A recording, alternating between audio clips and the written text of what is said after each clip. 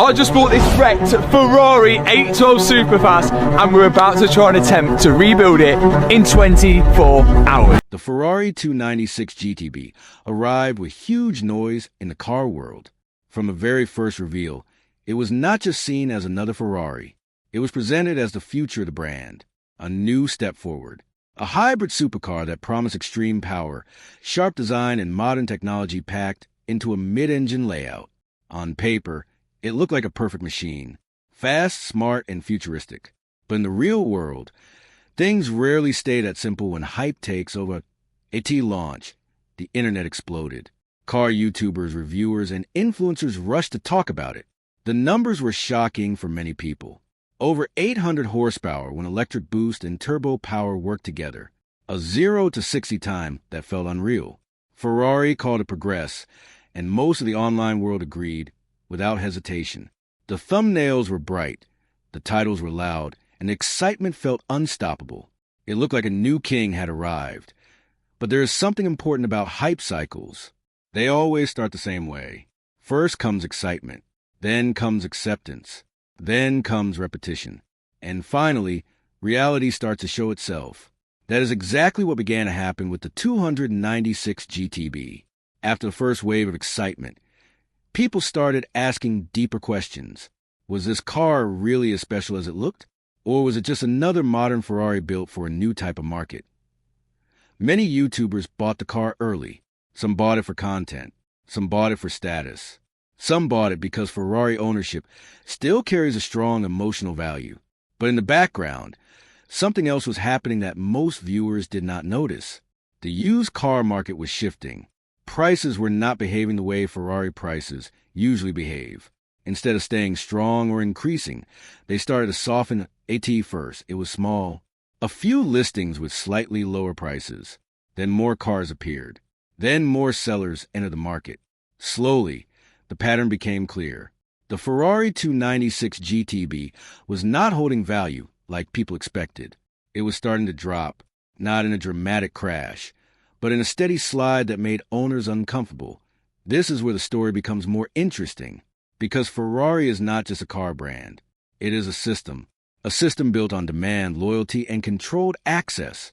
Owning a Ferrari is not only about money, it is also about relationships with dealers, brand history, and future opportunities. Many buyers know that buying one Ferrari can open doors to more exclusive models later. This creates a unique pressure inside the ownership experience.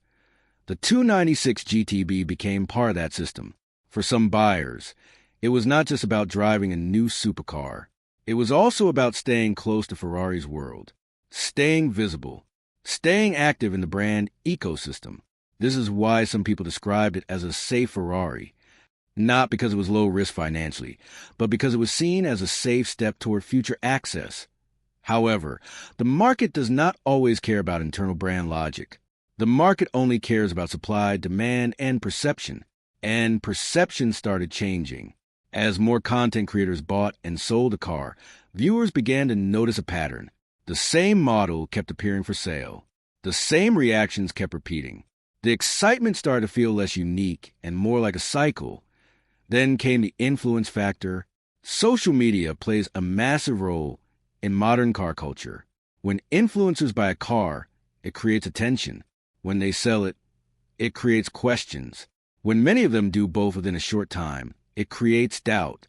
And that doubt slowly started to surround the Ferrari 296 GTB. Some creators showcased pure excitement. Others were more honest about ownership costs and depreciation. A few even admitted they were adjusting their collections based on market changes. This is where the conversation shifted from dream car to financial decision. And that shift always changes how people see a vehicle. At the same time, content around the car was still performing very well online. Delivery videos, first drives, and cinematic edits continued to attract millions of views. The Ferrari 296 GTB was still a star in the content world. But behind the camera, the financial reality was becoming more visible. Some owners were facing losses. Others were trying to exit the car before values dropped. Further point, one of the most discussed examples in this space was creators who reorganized entire garages to make space for the 296 GTB. Some sold multiple cars just to acquire it.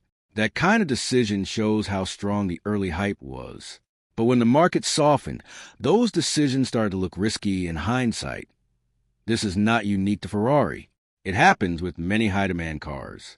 When a new model launches, excitement pushes demand higher than normal. Early buyers often pay a premium. But once supply increases and initial excitement fades, the market corrects itself. That correction can feel harsh to people who bought at peak prices. The Ferrari 296 GTB sits right in the middle of that pattern.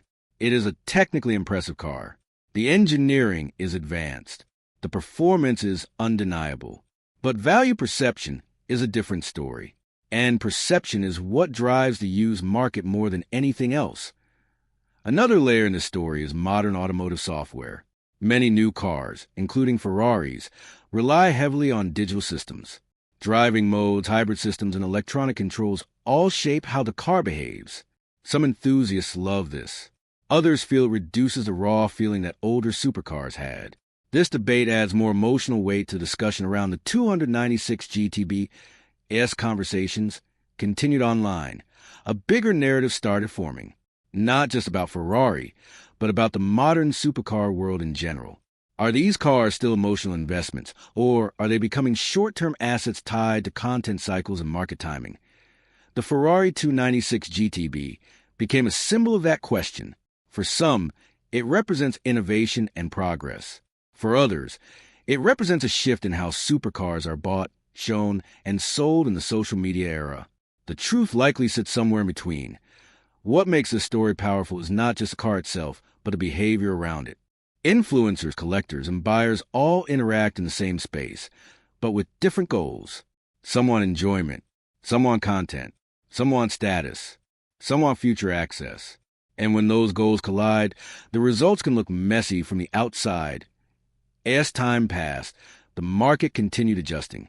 Prices stabilized in some areas, dropped further in others, and created uncertainty for buyers who entered during the peak hype phase. This is a normal cycle in luxury markets, but the speed of social media makes everything feel faster and more intense. The Ferrari 296 GTB is still a remarkable machine. No market trend can change its engineering, but the story around it has become just as important as the car itself. Because in today's world, cars are not only driven, they are filmed, reviewed, analyzed, and shared instantly with millions of viewers. In the end, the real story is not about whether the Ferrari 296 GTB is good or bad. It is about how modern hype can shape perception, influence buying decisions, and create financial pressure for people who enter too early or without full understanding of the cycle. And that is why this car continues to be discussed. Not just as a Ferrari, but as a case study of how fast excitement can turn into reality in the age of content influence and constant online comparison. As the market pressure increased, the conversation around Ferrari 296 GTB began to shift even more. At first, people were talking about performance, design, and excitement. But slowly, the focus moved toward money, ownership timing, and resale value. This is always what happens when a car becomes too popular too quickly. The emotion fades and numbers start taking control. Many owners started to notice something uncomfortable. The same car they were celebrating online was not behaving the way a Ferrari normally should in the used market. Traditionally, Ferraris are expected to hold value better than most sports cars. Some even increase in price over time, especially limited models. But the 296 GTB did not fully follow that pattern. Instead, it entered a phase of correction much earlier than expected. This created confusion among buyers. Some people believed it was just a temporary dip. Others thought it was a sign of oversupply. A few even argued that Ferrari produced too many units too quickly. Whatever the reason, one thing became clear. The early hype price was not stable. At the same time, content creators continued to shape the narrative online. Every new delivery video, every ownership update, and every first drive experience added more attention to the car. But attention does not always equal stability. In fact, sometimes attention can accelerate market change. The more people see a car being bought and sold, the more they start thinking about timing instead of emotion. This is where influencer culture becomes important. Many YouTubers are not just car lovers. They are also content businesses. A car is not only something to drive, but something that generates views, engagement, and revenue. That means buying decisions are often influenced by what will perform well online, not just what feels right long term. The Ferrari 296 GTB fit perfectly into this system at first. It was new, powerful, visually appealing, and connected to Ferrari's strong brand image.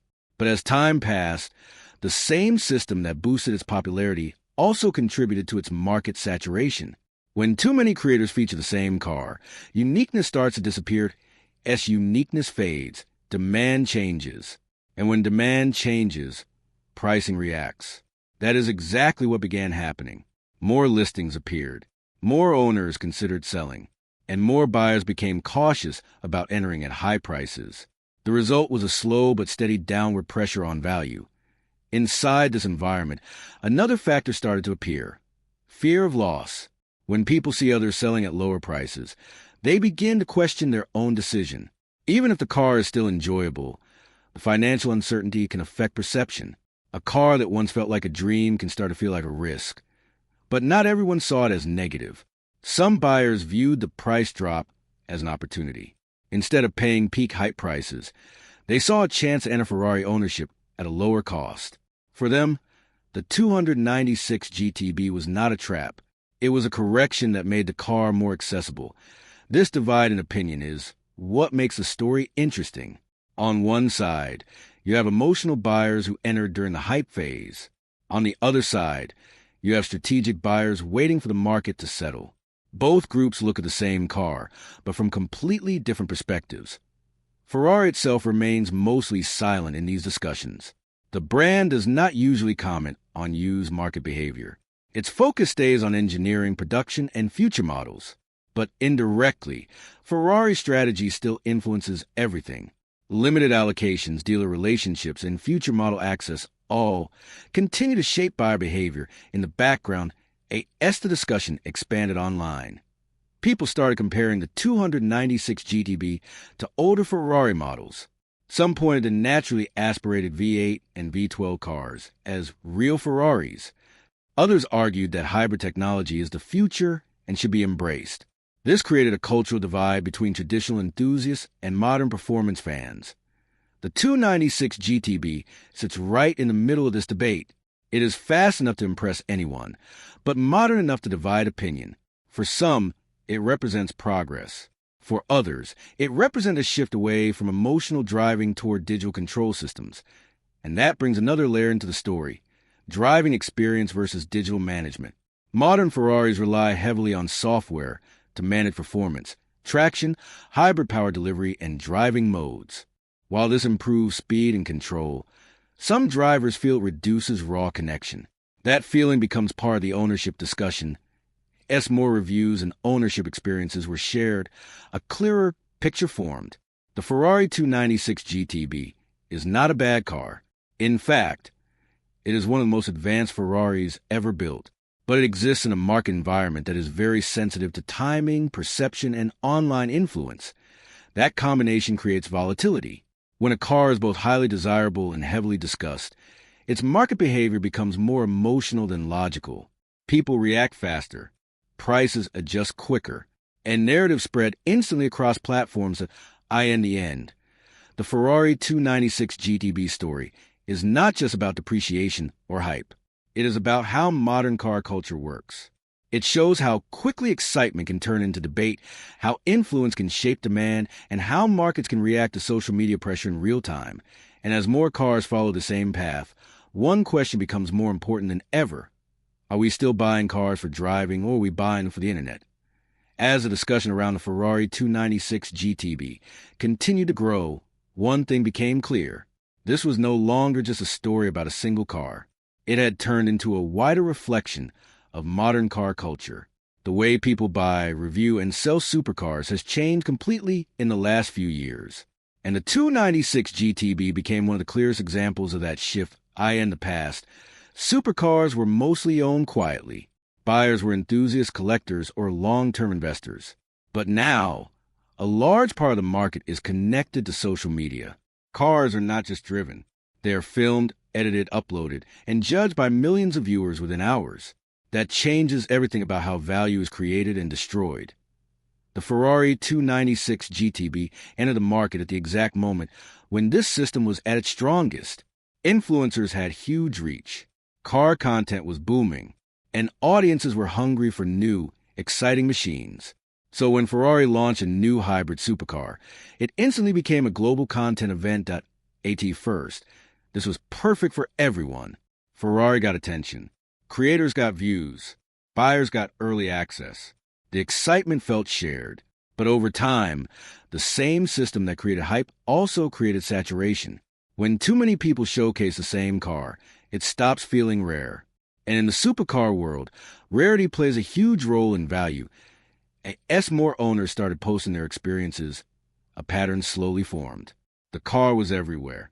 Delivery videos, first impressions, ownership updates, modifications, and even resale discussions all started appearing at once. The Ferrari 296 GTB was no longer just a dream car. It was now part of a content cycle. This is where perception started to shift again. When viewers repeatedly see a car being bought and sold, it changes how they think about it.